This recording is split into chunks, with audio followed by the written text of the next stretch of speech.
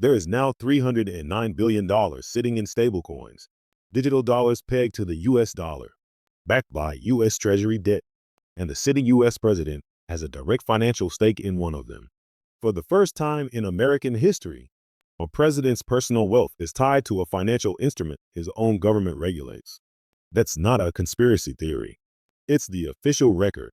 World Liberty Financial is a crypto firm majority owned by the Trump Organization. In early 2025, it launched its own stablecoin, $1. The Trump family has made roughly $500 million from it already. A stablecoin works like a digital dollar.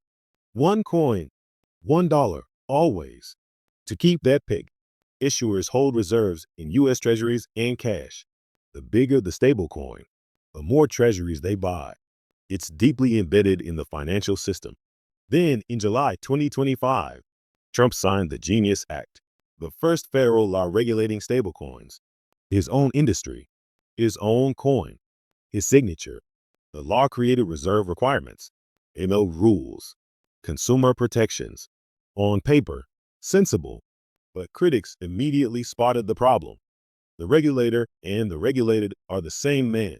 Economists started using a new phrase. In 2008, it was too big to fail. In 2026, the Peterson Institute's Adam Posen calls this too connected to fail.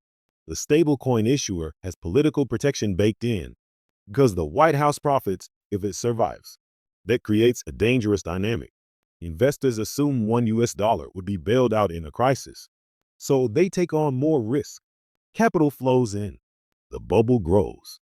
And when politically connected bubbles pop, they don't pop quietly. Meanwhile, oversight quietly evaporated. The SEC paused enforcement actions against crypto firms with financial ties to Trump-linked ventures. The DOJ disbanded its crypto enforcement team entirely. The institutions designed to catch problems before they spiral were being systematically hollowed out at the exact moment the risk was growing. By end of 2026, analysts project stablecoin supply hits $420 billion.